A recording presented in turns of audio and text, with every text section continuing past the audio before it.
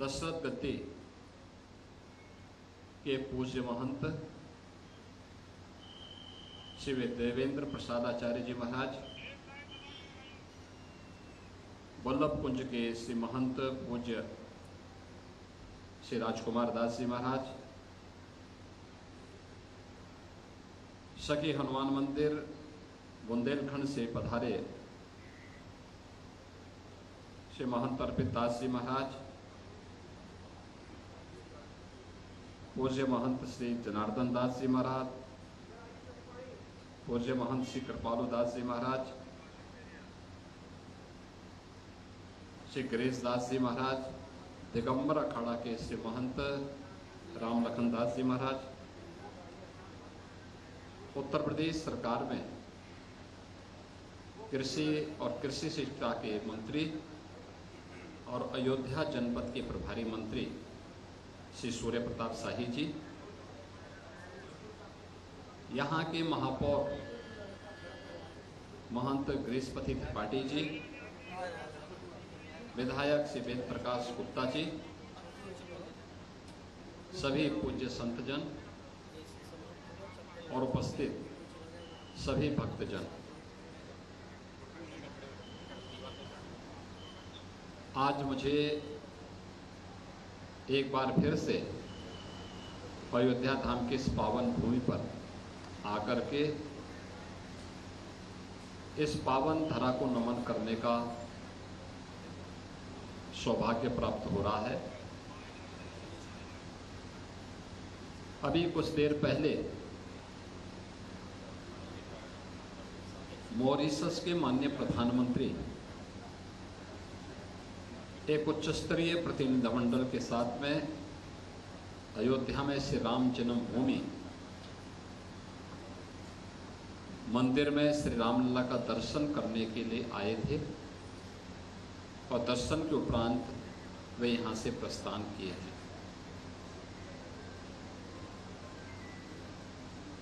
उनके द्वारा इस बारे में जानकारी ली जा रही थी कि कितने वर्षों के बाद अयोध्या में राम मंदिर का फिर से निर्माण हो पाया है। मैंने उनको बताया कि लगभग 500 वर्ष लगे। 500 वर्षों तक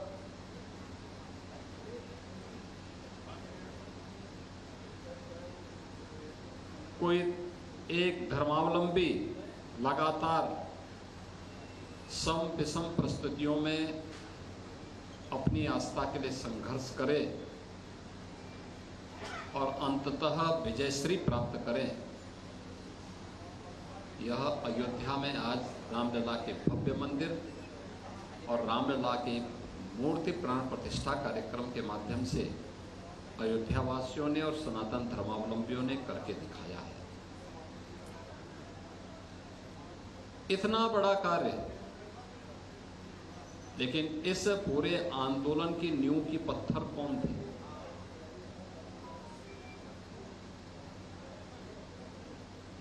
जिन लोगों ने अपनी परवाह नहीं की, अपने स्वास्थ्य की परवाह नहीं की,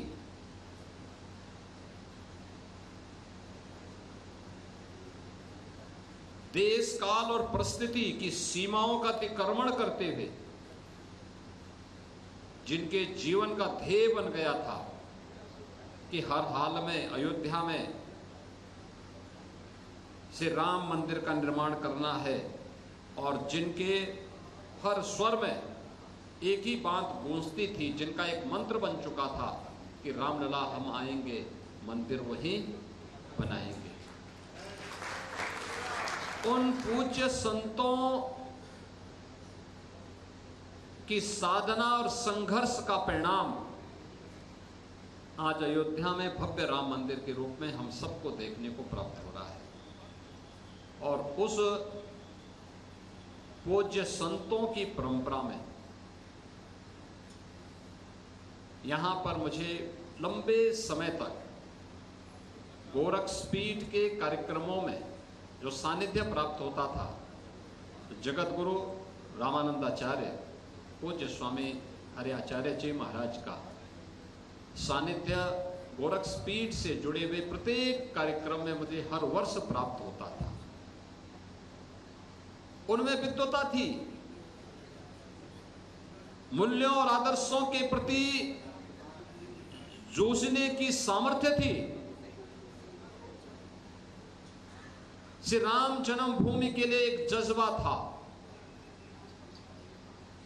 लेकिन उतनी ही सहजता और सरलता के साथ, बिना किसी प्रवाह के जगत गुरु के प्रतिष्ठित पद पर विराजमान होने के बावजूद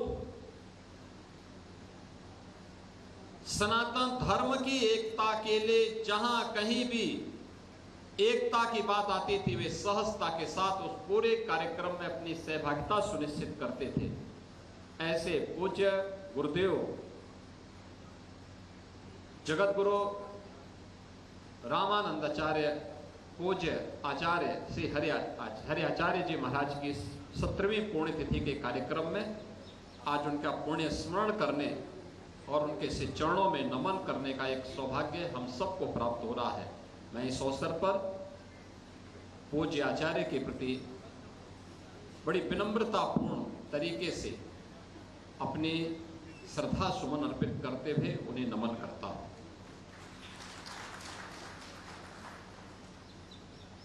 आज उन सभी पूज्य संतों की आत्मा को असीम शांति का अनुभव हो रहा होगा जब अयोध्या में रामलला के विराजमान को देखते होंगे, क्योंकि यह संकल्प कोटि कोटि सनातन धर्मावलंबियों का तो हुआ, लेकिन यह संकल्प उन संतों की साधना और संघर्षों की परिणति के रूप में आज मूर्त रूप से राम मंदिर को देख करके उनको असीम शांति की अनुभूति होती होगी। जिस कार्य के लिए उन्होंने अपना जीवन होम किया था और लगता था कि जैसे वे राम जन्मभूमि के लिए ही बने हैं, मान अपमान की परवाह के बगैर,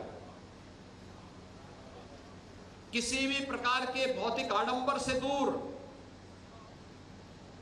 किसी भी प्रकार के शासन प्रशासन की परवाह के बगैर लगातार एक धुन के साथ, सर्दी हो, गर्मी हो, बरसात हो, लू हो, अंधड़ हो, अतिवृष्टि हो, अनावृष्टि हो, पहाड़ हो, मैदान हो, जैसी भी परिस्थिति बनी, संघर्ष करने का एक जज्बा, और उस जज्बे के उस साधना की परिणति क्या है? आज जब अयोध्या में रामलला को विराजमान होते हुए देखते होंगे तो सचमुच उन सभी पूज्य संतों के मन में असीम आनंद की अनुभूति हो रही होगी। मैंने ऐसे सैकड़ों उन संतों का दर्शन किया है जिनका राम जन्मभूमि आंदोलन के लिए ही पूरा जीवन समर्पित था, और मुझे उन संतों के सानिध्य में अनेक वर्षों तक कार्यक्रमों में सहभागी बनने का सौभाग्य प्राप्त हुआ। अभी मैं कुछ देर पहले दिगंबर अखाड़ा के श्री महंत सुरेश दास जी महाराज का हालचाल लेने के लिए गया था मठ में। उनके पूज्य गुरुदेव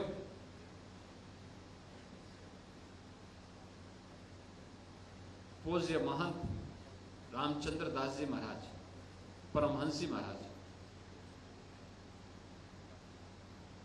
अंतिम समय में जब वह SCPGI में भर्ती थे, मेरे पूज्य गुरुदेव ने मुझे कहा कि भाई परमहंसी को जाके देख के आओ, वहां पे क्या स्थिति है, देखो क्या हाल है, क्या करना है, वहां पे व्यवस्था कराओ।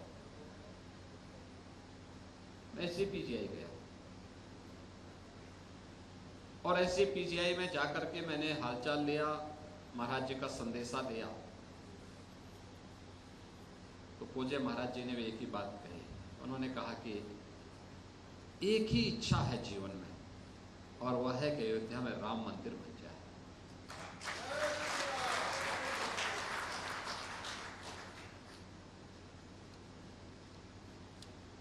मैंने कहा महाराज जी और कोई आवश्यकता? उन्होंने कहा नहीं, और कोई आवश्यकता नहीं, ये तो नश्वर काया है।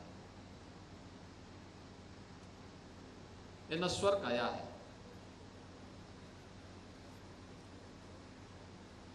जीवन में केवल एक इच्छा है हम संतों की, वह है अयोध्या में राम मंदिर का निर्माण।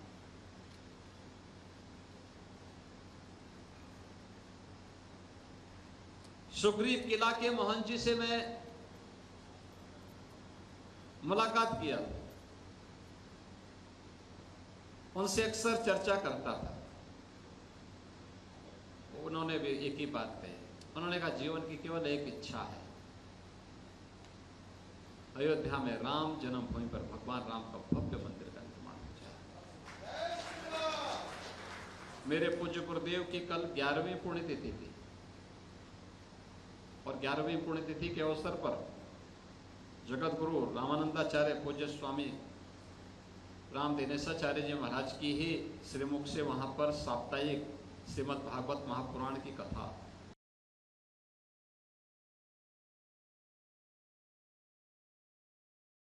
योगी आदित्यनाथ को आप सुन रहे थे, संबोधन मुख्यमंत्री कर रहे हैं और साधु संतों का संकल्प पूरा हुआ है, ये मुख्यमंत्री योगी आदित्यनाथ ने कहा। साथ ही साधु संतों के संघर्ष से ही मंदिर बना है। तो जिस तरह से अयोध्या में प्रभु श्री राम का मंदिर बना बड़े संघर्षों के बाद, उसका जिक्र मुख्यमंत्री योगी आदित्यनाथ करते हुए नजर आए। 500 साल बाद रामलला विराजमान हुए, ये मुख्यमंत्री योगी आदित्यनाथ ने कहा।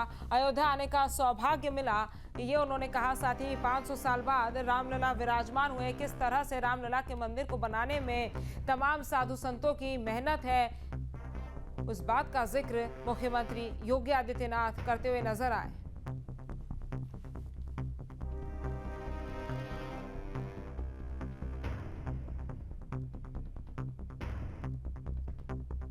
जहाँ भक्ति है हर शब्द में, कथाओं में छुपे हैं दिव्य रहस्य और ज्योतिष देता है जीवन को दिशा। धर्म से जुड़ी हर बातों को जानने के लिए हमारे चैनल स्तुति को सब्सक्राइब करें। चैनल पर जाने के लिए इस लिंक पर क्लिक करें।